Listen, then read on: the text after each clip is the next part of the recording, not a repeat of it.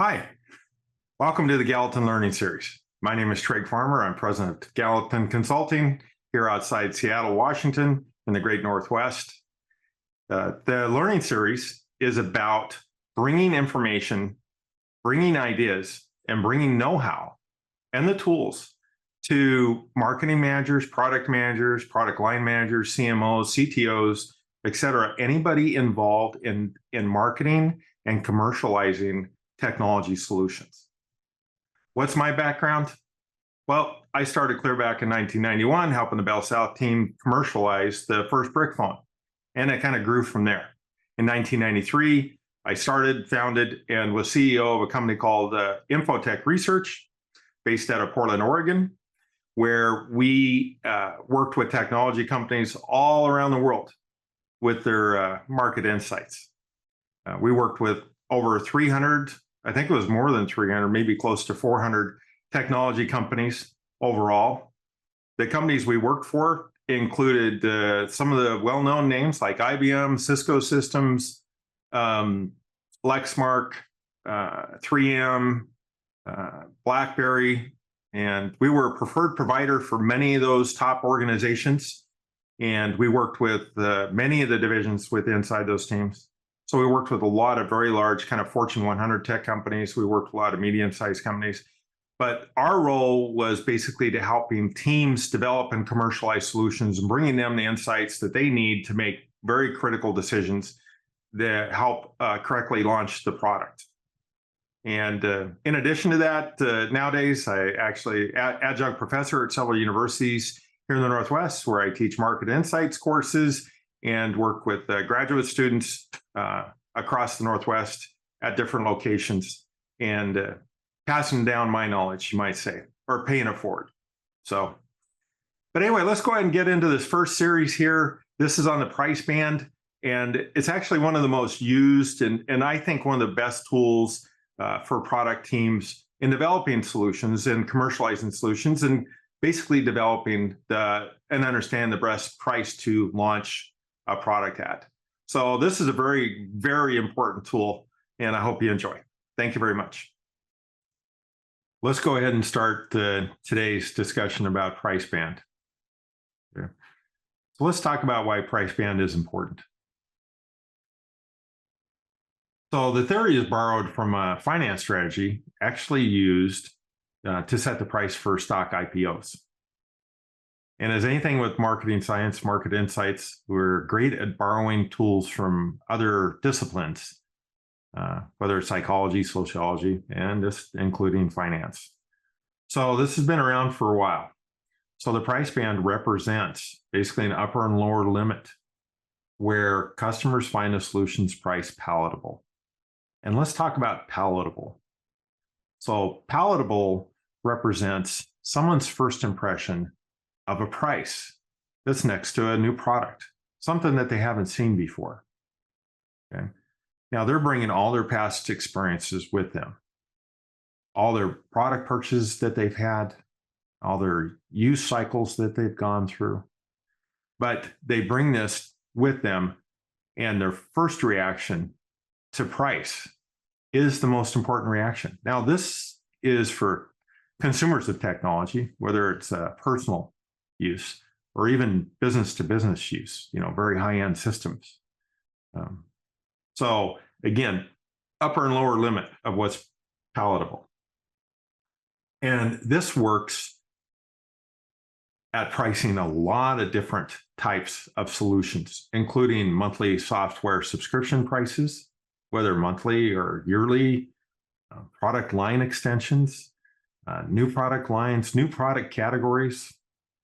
So this theory of having a price band and making sure that you have a good impression or a decent impression with price in a product, that you don't make that mistake and overprice and underprice it.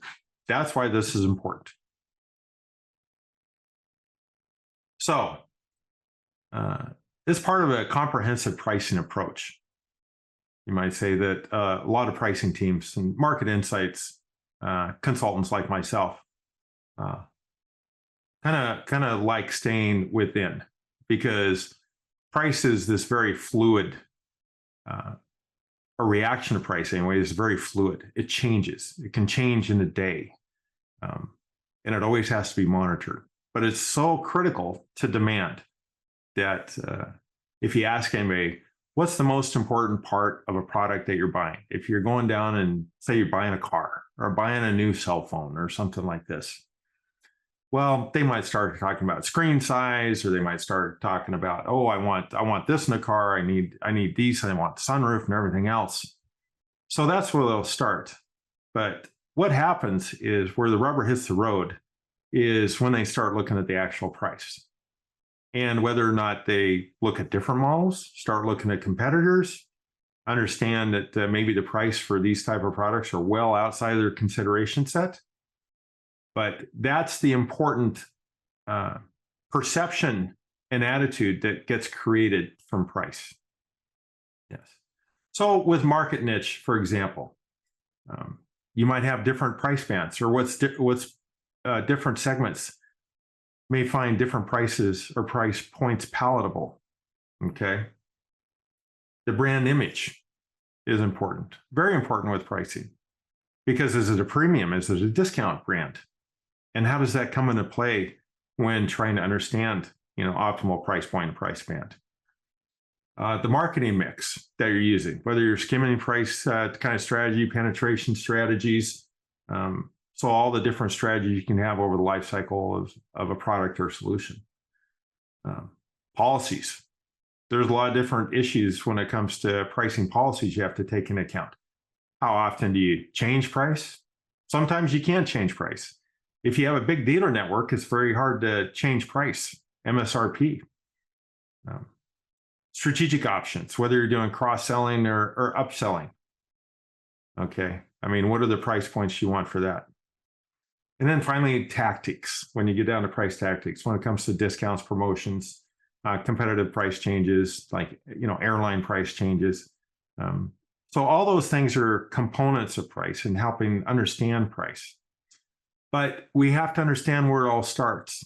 It all starts with the perception of whether or not that price is palatable for that product, and whether or not it gets kicked out of the consideration set just because of price. Okay, because price is used all the way through the consideration set, clear down to the very final choice, which is the last part of the consideration set, when they're picking from one or two or two or three alternatives. They're mainly judging on price. Okay, so let's get into a little bit more. So there's something called the Van Westendorp theory, and we call the Van Westendorp pricing model when it comes to understanding price band.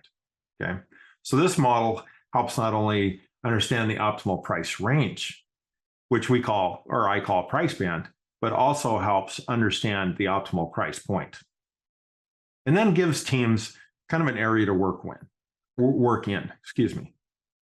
So we ask very simple questions.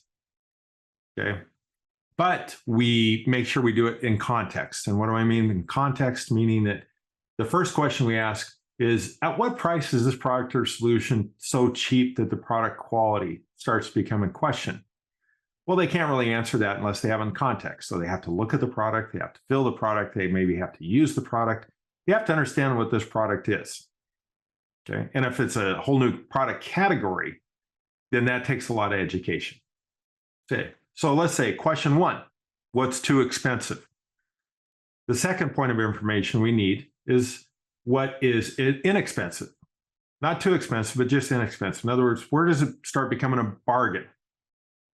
Okay, in their eyes. Where does it start to become a bargain for this product? Where does it begin to become too expensive? Okay, so in other words, at what point do you start questioning whether or not you want it in your consideration set? And we've all gone through this, especially with cars. Then the next question we want to ask is, what's too expensive? And this is where it wouldn't even be part of the consideration set. Okay, so there's a lot of different ways to ask these questions, but this is the gist of the information we want to get at. So let's take a look at this information and use an example. So I want to use an example of Apple AirPod Pro. Okay. So let's say I'm Apple and I want to understand what my price band is. So let's say I've asked several hundred people, 700 very good qualified potential customers. And those customers would be those that are interested or maybe in the process of looking for new wireless headphones. Okay. And we're looking at the entire market just to start with. So in this case, let me get my handy dandy drawing tool here. But in this case, what we have plotted on this axis, we have the dollar amount. Okay, these are the dollar amount options that we're working with. And in this axis is a cumulative percent of potential customers indicating that amount, in this case, is too inexpensive. So how does this work? Well, at $99, we have 100% of individuals thinking that this is too inexpensive. Okay, at $139, we have 50%. And then we have 10% at say $249, thinking it's too expensive. And we plot this curve. Okay, that's too expensive. The next one we want to plot is what's too inexpensive. And that's at what point you start questioning the quality. Okay. But if you notice, we have an intersection down here, right at 10%. Okay. And this 10%, let's say it's $249. And we call that the optimal price point. And this is where the percent of people that think it's too expensive equals the percent of people that thinks it's too expensive. Okay, that's what we call the optimal price point. Now let's throw in the others. The other two questions where it becomes a bargain or it starts to become too expensive. And we throw these in, okay, the mix. Now, what do we have here? Well, at this point right here, where the inexpensive crosses the expensive, that's called the point of marginal cheapness, which is a great term. And that's kind of the point you don't want to go below. And then the next one, where it intersects, and that's where the inexpensive crosses too expensive. That becomes the point of marginal expensiveness. In other words, that's too expensive. Okay. And then we have what's called an indifference price point. And that's the point where expensive crosses inexpensive. Okay. And that's the indifference point up here, right here, which is usually always a little bit lower than optimal price point. So what do we have with all this? We have what's called a price band. The price band and price band theory. This is where it comes into play, and this is how it works. So in this case, if we look at the price band in this example, we have a price band between $199 and $279. Okay. The optimal price point we determined was about $249. Okay. So then the question is, as a team, and when I mean team, I'm talking not just marketing people, I'm talking about operational people, manufacturing people, financial people. So this gives everyone a good baseline to start with and saying, okay, from a customer's standpoint, so we don't scare customers away, this is the price band that we can start with. And then the teams can start working together on stuff. Okay. So why this approach? Why this approach? Well, this approach allows people to focus in initially on what's important to the customer, whether it's a customer of personal products or a customer of business products. You know, it allows them to understand what is palatable to the majority of customers. Okay. It allows them to combine everything and allows teams to come together and start narrowing this price band, the acceptable price band internally. So if we start out between 179 and 349 or whatever that was, I forget, you know, internally that might be even squeezed a little bit more from the bottom and say, well, we can't do it from 179. You know, the cheapest we could put this out would be say 200, 210 to get any kind of margin. Okay, so that narrows it. Anyway, so now you have the ability to focus in on what is the best price point for your organization. Okay. So a couple other things too you have to always consider with this price band and the information you collected. It's a great tool to segment customers. And let's say, the people you talk to were your existing customers. Now you have a pretty good idea maybe which ones are, or at least a starting point, which ones might be more elastic or more inelastic to price changes. Okay. Or what's palatable to different segments. What's the price band for this type of business with 1,000+ employees versus one with 10,000+ employees? So it allows you to start kind of slicing and dicing and getting more insight. Okay. So that's kind of it today for price band. Next time, we're going to talk about price elasticity a little bit and some of the ways to measure price elasticity and how to incorporate that into your price band findings. So if you kind of learned a little bit and want to learn more, go ahead and subscribe. That way you'll be notified when the next episode comes out. And if you like what you hear, hit the like button. So from Gallatin Consulting, we appreciate it very much. Spending a few minutes with us, and hopefully you learned something. Until next time, thank you.